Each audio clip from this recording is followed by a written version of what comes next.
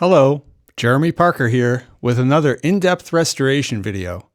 This time it's all about this Univox Mini-Korg K-2 and its special connection to my family. Not only was the restoration effort extensive, but so was the investigation into the past life of this instrument. This Mini-Korg K-2 belonged to my wife's uncle, who unfortunately passed away in 2015 at only 62 years old. His name was Michael Lunn, and he was a gifted musician who sang, played multiple instruments, and composed much of the music for the bands he fronted in the 1970s and 80s, the most prominent of which was called Grand Illusion. Over the years, he shared the stage with James Montgomery, Eddie Money, Lou Reed, and even Aerosmith. Although I would see Michael at my wife's family gatherings, I didn't learn many of these details until after he was gone. Among the musical gear he left to me was this Mini-Korg K-2, and so this restoration video is dedicated to Mike's memory. And in my quest to find out more about Mike's endeavors, I was given a treasure trove of recordings, locked away by the passage of time, that could only be saved by the help of specialized audio archivists. The synth had clearly been well used over the years, and was in rough shape when I received it. But it was an absolute pleasure to bring it back to its current condition. I tried some new techniques and materials to push my knowledge a little further, but I also reached out where I needed the help. The end goal was an heirloom quality restoration that could be passed on to future generations. As per usual, I've composed the music for this video to feature the Mini-Korg K-2, but stay tuned till the end for a totally rad 80s Mini-Korg jam with a good friend of mine and an amazing guitarist, Justin Piper. I feel so fortunate to have been able to complete a project of this magnitude, but the best part was that it truly was a team effort involving the talents and expertise of many others. I reconnected with family, discovered new resources, and made some friends along the way. But first, what the heck is this thing, and what does it sound like?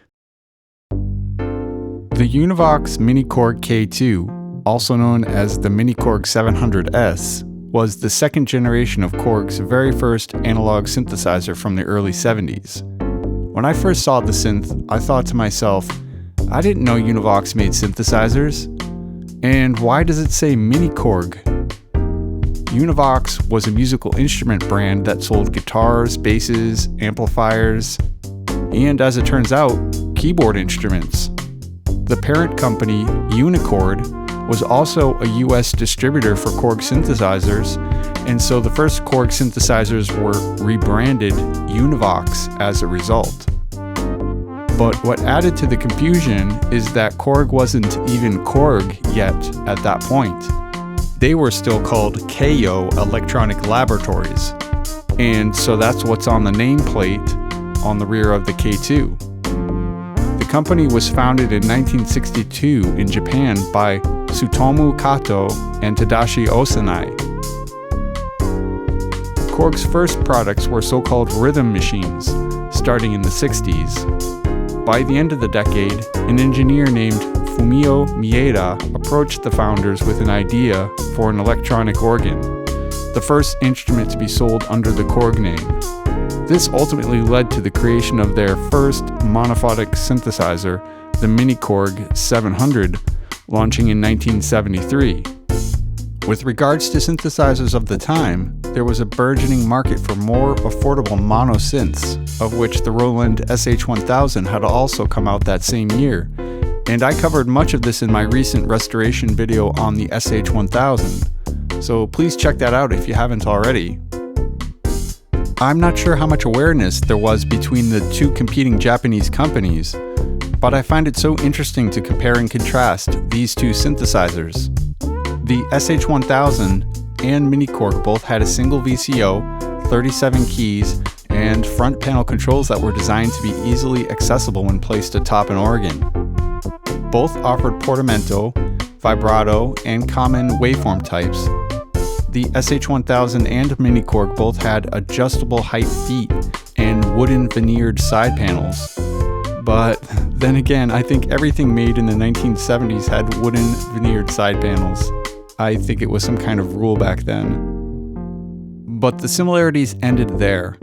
The Roland SH-1000 offered multiple simultaneous waveforms from the divide-down oscillator, preset sounds, a full ADSR envelope that could be applied in varying amounts to the VCF and VCA, as well as adjustable resonance in its low-pass filter. The Mini-Korg K1 had comparatively simpler controls, with things like resonance and filter envelope adjustments being assigned binary states by way of the instant set switches. The terminology of singing and percussion, for example, was used to describe the VCA envelope, and the word traveler was used to describe the filter functions. So on paper, the SH-1000 might seem like the clear winner here, and it certainly did have greater adjustability, but the Mini-Korg had a secret weapon, its filter section. It included both a low-pass and a high-pass filter in the Traveler section, placed in series in the circuit. Then, in 1974, perhaps in response to the SH-1000, Korg updated the Mini-Korg with the model 700S, or the Univox Mini-Korg K-2, as in my case. This was significant because they added a second VCO in the so-called effect section, which included noise sources, filter vibrato, a 10x envelope multiplier, and more importantly, ring modulation between the two VCOs. So all of a sudden, FM-like sounds were possible, and even the simple mixing of slightly detuned oscillators created a much fatter sound than the previous model. So although I love the SH-1000 and still want one of my own, there are just places the Mini-Korg K2 can go sonically that the Roland cannot. Coincidentally, Korg also announced earlier this year that they are re-releasing the Mini-Korg as the 700FS. This will be a modern analog monosynth, supervised by Fumio Maeda himself, as a faithful tribute to the original, but with additional functionality like MIDI, preset memory, a spring reverb, aftertouch, etc. And recently, Korg released a VST plugin collection that includes a faithful Mini-Korg 700S recreation. If anyone from Korg is watching and wants to send me some things, I would gladly do a side-by-side comparison with the original, just saying. Now as to the history of this particular Mini-Korg K2, well, that all began with Michael Lunn. Here he is on stage with the synthesizer just off to the side. How awesome is that? He started from a young age in music, playing guitar in local groups in junior high and high school in North Attleboro, Massachusetts, and it was clear that even as a teenager, Michael wanted to be a rock star. From speaking with one of Michael's close personal friends and musical collaborators, Kadrolsha Ona Carole, I learned of Mike's early career and the start of his main band, Grand Illusion. It was around 1978 when two local Boston area groups, Orphan Annie and Illusion, merged, when Mike took over as the frontman of the new group. At around 27 years old, he looked the part with long blonde hair, bodacious outfits, and a stage presence that really connected with the audience, particularly the girls. He composed music that was very catchy and extremely danceable, and Grand Illusion toured regularly up through the 80s. Although Michael did spend time working on his music in LA and down in Florida, most of the club dates with Grand Illusion were around New England. From talking with friends and family, as well as what I remember from family gatherings, he tended to keep his music career pretty close to the chest when he was outside of the nightlife. It was like he was living between these two worlds and didn't allow them to mix very often. There were a few notable exceptions, such as when he played the church organ for my mother and father-in-law's wedding, learning the requested songs by ear. Another gig that some family attended was at a Rhode Island club called The Library, where the stories of how good but loud the music was were corroborated by this review in the local paper. One show that I witnessed was a Mohawk reunion concert at the Bull Run in Shirley, Mass, back in 2007. This was one of several reunion concerts that were put on by Kadrolsha Ona Carole. Most of the family attended, so we all got to see and hear Mike in his element, on stage, entertaining a crowd. It was a great night, and this is how I want to remember Michael Lunn. In reconnecting with folks who knew and loved Mike, I was given access to his own collection of pictures, posters, and clippings, which was incredible to see and invaluable for the making of this video. But what was possibly more exciting is that I even received a couple boxes of reel-to-reel audio tapes, many of which had come from two different Boston area studios back around 1982 and 1983. We are all fairly certain that this music was never in any way released or distributed, so I was absolutely thrilled to receive these audio time capsules. And I wondered, would I hear the Mini-Korg on these tapes? Finding a studio to digitize these for me was a bit harder than I anticipated, but fortunately, I discovered Sonicraft A2DX Lab online and contacted them. I was concerned about whether these tapes could even be played in their condition, and if the small amount of mold could be dealt with. Fortunately, this is precisely Sonicraft's area of expertise. So I went ahead and sent off the reels to their Red Bank, New Jersey location. After they had worked their magic on restoring and transferring these reels, I received a download link to the audio files. Upon first listening, it was like I had been instantly transported back in time to a smoky 80s studio control room, and I couldn't believe this was Mike. Take a quick listen to a song called Daydreamer from a 24-track tape that I just started remixing.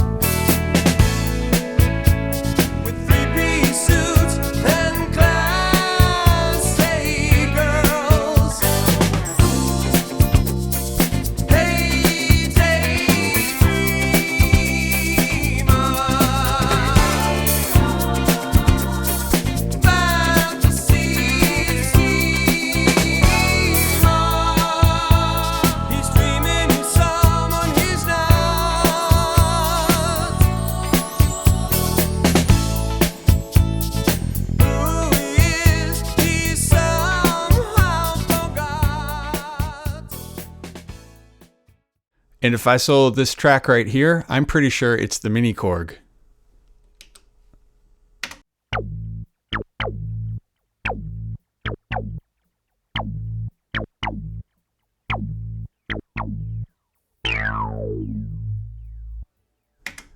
How cool is that?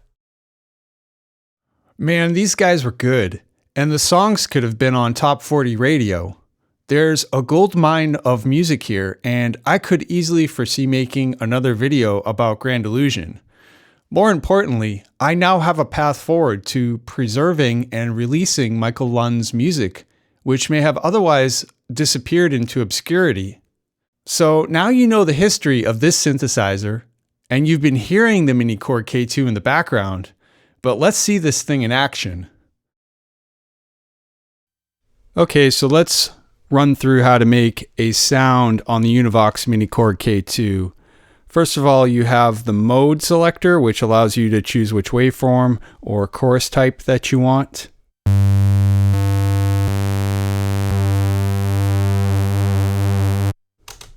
Then the scale selector lets you choose your octave range.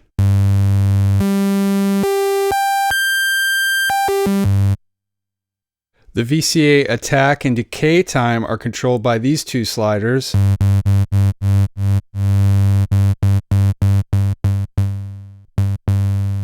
And the VCA is also affected by the sustain switch and the repeat switch and slider.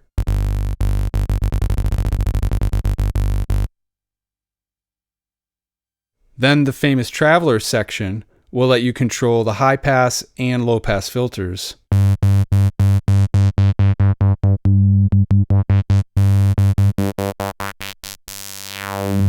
And when you grab both knobs together, you can basically create a bandpass filter that can slide around.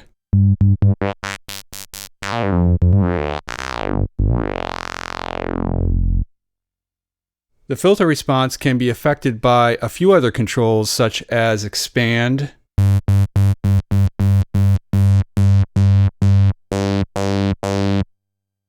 bright, which essentially just increases the Q,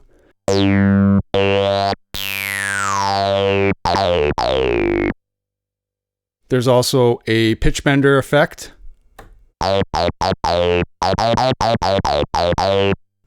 portamento,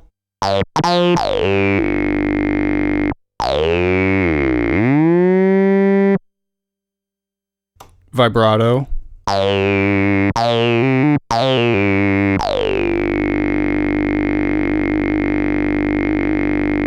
delayed vibrato. But the real magic comes in when you start to use the effects section, as it's called, which is the thing that differentiates the K2 from the K1, because it adds a second VCO and all this other functionality. So for example, in the duet mode, it's going to just add in that second oscillator, which you can tune.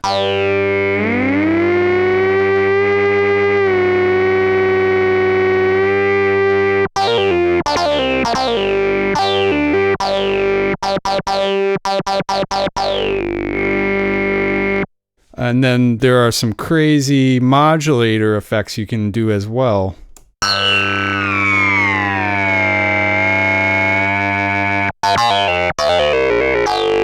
Kind of getting that FM sound.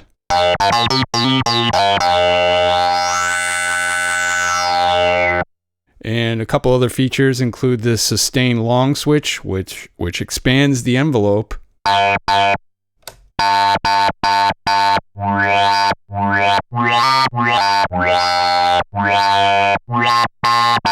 As well as vibrato on the Traveler.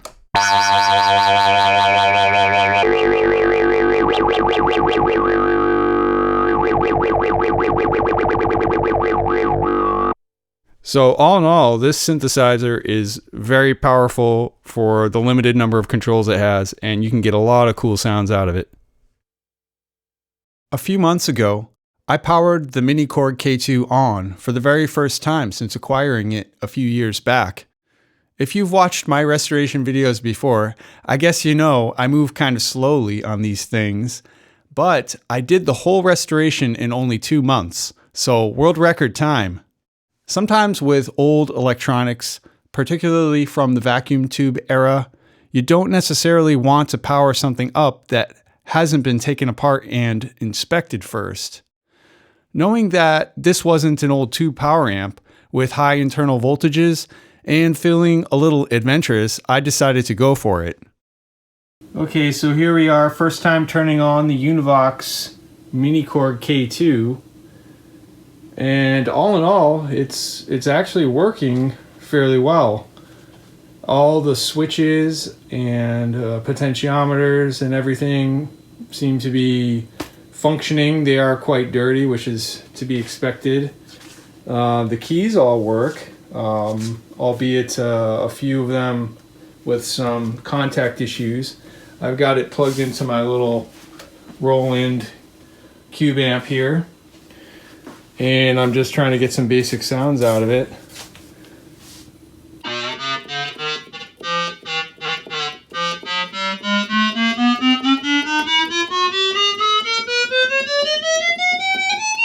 Yeah, so there's definitely some key contact issues there, but I've run through most of the functions and everything pretty much seems to work. So I think we're off to a pretty good start. So all in all, it was looking at least somewhat promising, again with cosmetic issues being the main thing on my mind at the time. The wooden side panels would probably have to be remade, as the damage was deeper than just the veneer.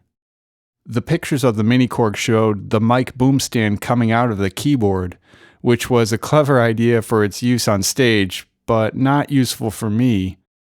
If I removed the stand adapter, I wondered if the holes left behind could be repaired, and if the rust could be dealt with.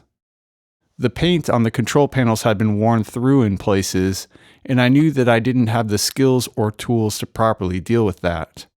It seemed to be a choice of whether I should leave the whole synth as is with the natural patina and just fix up the electronics, or should I try and fully restore this thing to like new condition?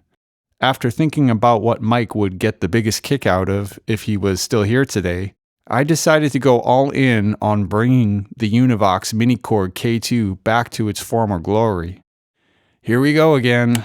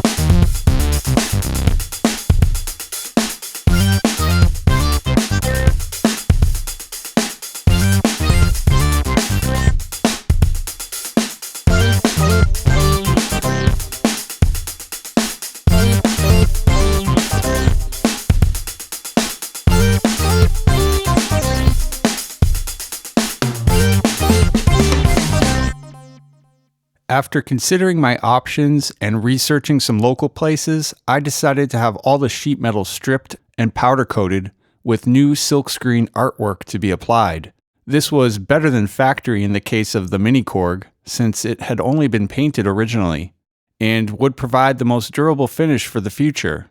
I had reached out to my local auto body shop, A+ Auto Body 110, for advice, and they did me a huge favor in welding and flattening the damaged top panel. I took pictures of the panels against a tape measure so that my wife, who happens to be a graphic designer, could recreate the artwork to scale in a file format that could be used to produce the new silkscreen. I found a place nearby that specializes in sheet metal powder coating and silkscreening, JMD Industries, and they agreed to take on the project. After working out the details, delivering the files, and deciding on a finish, it was just a matter of a few weeks before these metal parts had been completely transformed.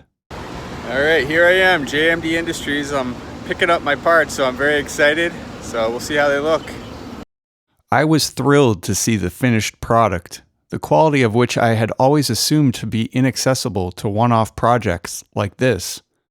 We added one little detail to the silkscreen that wasn't original. In the meantime, I did have a chance to test a few of the old original capacitors. For example, some of the 10 microfarad caps measured around 8 microfarads, and the dissipation factor was as high as 0.3 on my LCR meter. In layman's terms, the dissipation factor expresses how lossy a capacitor is, or how much energy could be dissipated as heat, so a lower fraction is better. I don't have a good leakage resistance meter, which is another way you can tell the health of a capacitor, but I could literally see the leakage on some of these. The new capacitors had values slightly closer to nominal, but the dissipation factor was typically only around 0.1, so significantly better. So with the electronics restoration basically done, and the metalwork back from powder coating and silkscreen, it was time to start putting things back together. One thing I wanted to preserve or improve was the grounding of all metal chassis pieces, for the purposes of shielding from hum pickup and RFI to some extent. With paint covering many of the surfaces, I had to grind it away in strategic locations to allow the grounded electrical connection to be carried through. I even put down some dielectric grease, since the bare metal would likely rust otherwise. All the hardware was brand new, black to match the new paint, and blend in as much as possible. I used button head hex screws on the back panel to keep a low profile. If you don't know this trick, it's handy when you have to make a wire harness of any appreciable length. Twisting AC line wires is also beneficial for minimizing loop area and optimizing the cancellation of electromagnetic fields that can otherwise more easily be picked up by sensitive circuitry.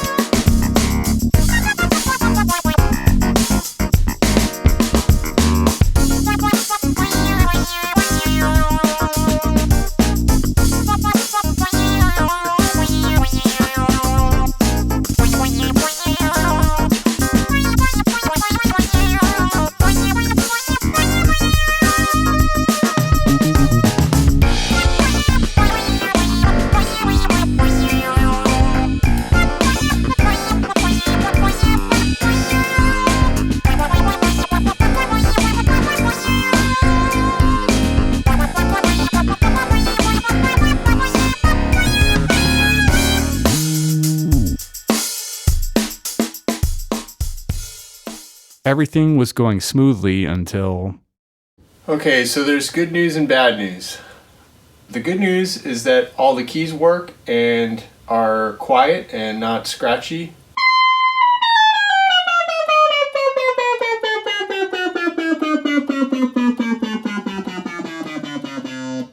All the potentiometers are working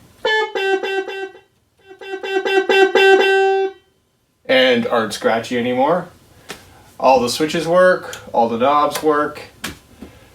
So that's all great. The bad news is that the effects section doesn't seem to work. And I don't think it actually worked to begin with. I just wasn't as familiar with the keyboard back then.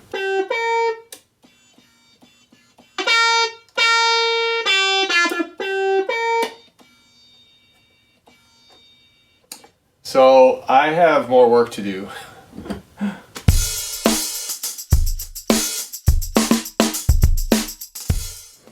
Okay, so I'm happy to report that the effects panel is now 100% working. And it turned out to be something kind of silly, actually. I thought it was going to be this big ordeal and I was going to have to try to find one of these ICs online somewhere, and anyways, everything was working on this board as far as I could tell. All the signals were coming off of it. They were going to the switches, to the rotary switch here, and it turned out to be a switch contact that was bent down and touching another one that was carrying the effects signal, and it was shorting it. So that's what the problem was. So that's a big relief. So disaster averted, and now it was on to more cosmetic work, thankfully. The original Mini-Korg had some limited felt placement around switches and pots, presumably to deter dust from entering. And I thought it also cleaned up the look as well, so I decided to redo all the felt for every control. It wasn't too difficult, just a little tedious, and in the process I came up with a neat idea for attaching it. At first I used some RTV, but then I thought that whoever takes this thing apart next is going to have to peel it off and maybe ruin the felt. So I have a bunch of this adhesive-backed Velcro here, and the hook part does an okay job of grabbing onto the felt. Certainly it was good enough to hold it in place and allows the felt to be removed easily without damage. I also took the opportunity to put in some thin foam gasket tape where the front panel attaches to the chassis panel. I reinstalled the neon power indicator, but with a piece of that metallized tape around it to help reflect some of the light, maybe making it a little brighter. Oh yeah, that looks good. The felt really looks great, and I think it will do an excellent job keeping dust out of the controls. Although I did find a couple versions of the service manual online, I discovered an original copy with Mike's papers and things. So that was super cool. So I looked at the service manual and I did my best to go through and calibrate everything. The tuning was pretty easy. For the main VCO, it's sounding good. The tracking is good and tuning is stable. Then I tuned the second VCO so that when I enable the duet effect, that's also sounding good. I did my best to adjust the filters. That was a little more cryptic in the instructions, so I just basically tuned it to what sounded good to my ear. So the worst case for like the Q adjustment would be to turn the expand and the bright on. That essentially boosts the Q, and I adjusted the Q for the low pass and high pass filter based on just barely starting to ring.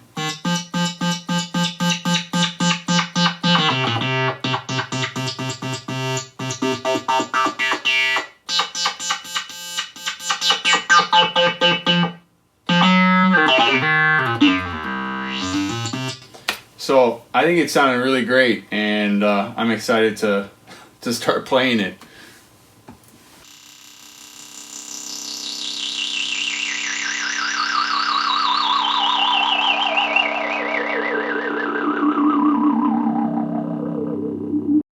Another task was the recreation of the wooden side panels.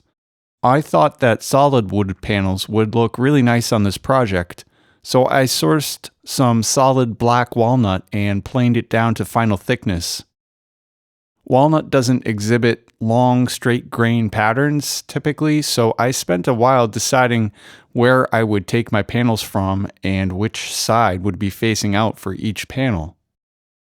I used the old panels as guides to rough out the new panel shapes, then cut the plank down into smaller pieces.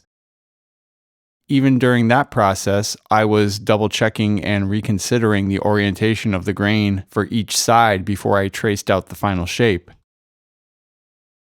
As I did with the Roland SH-1000, clamping the pieces together ensured a good match as I sanded them down. So I could tell these things were going to look great, and I was getting ready to drill the mounting holes. Thankfully, I didn't do it.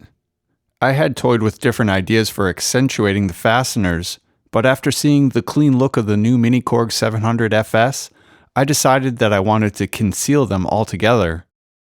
This was to be done with threaded inserts to enable screws to attach the panels from the inside. The first step was to recreate the recessed holes on the inside surfaces to allow clearance for the screw heads protruding from the chassis. Then I figured out where to drill the holes in the chassis that would still let me gain access as I would need to when putting the synth back together. The table saw served as a flat surface on which I could mock up the final position of the side panels with respect to the chassis, and then I simply traced the chassis holes that I had just drilled in order to transfer the locations onto the wood panels. I then drilled out these locations to the proper depth and diameter to accept the threaded inserts.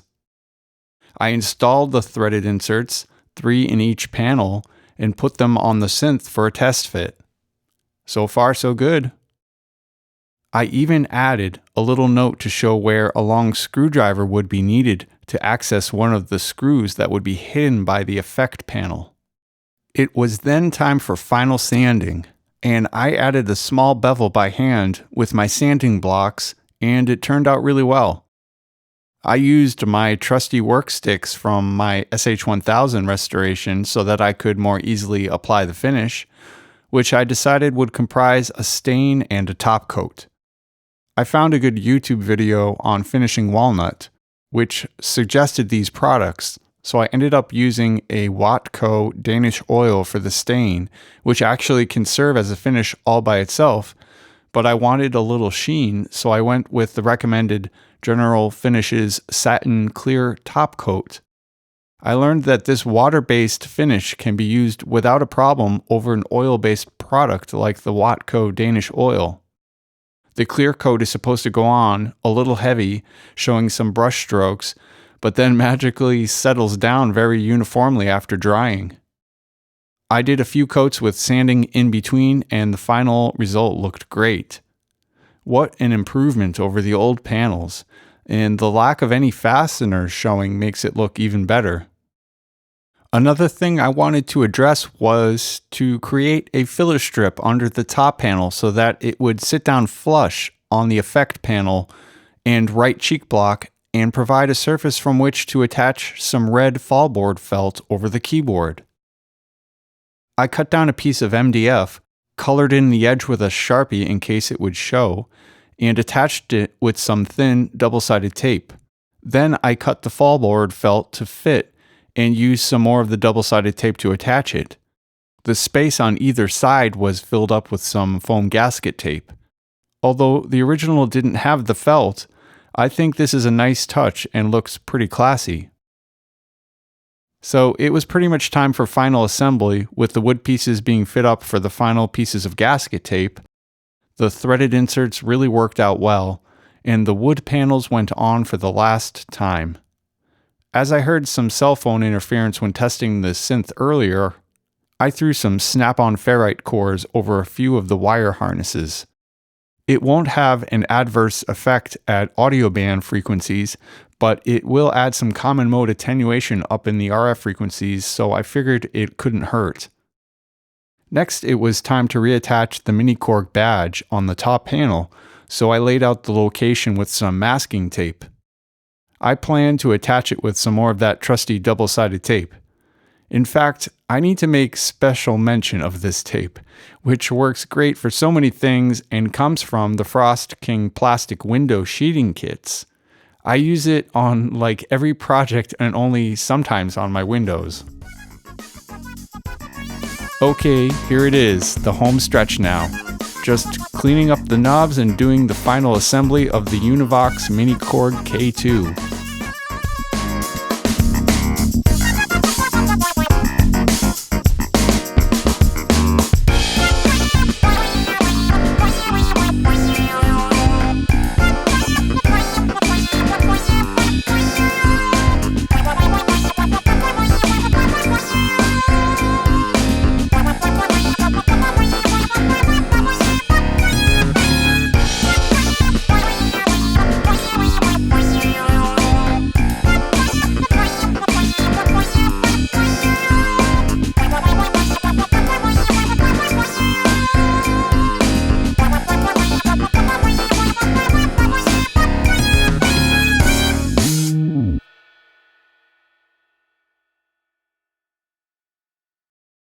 This will be a treasured instrument in my studio, and it will be a constant reminder of Michael Lunn and his legacy. I want to thank each and every one that helped with this effort, and I'll list those names and resources at the end of the video and in the description, as well as other links I think you might find useful. And I want to thank you for watching, as it means a lot to me personally to be able to create and share this content with whoever might find it interesting or entertaining. Last, but certainly not least, here's that 80s inspired song that I promised, featuring my good friend and guitarist extraordinaire, Justin Piper. Mike, we miss you and love you always.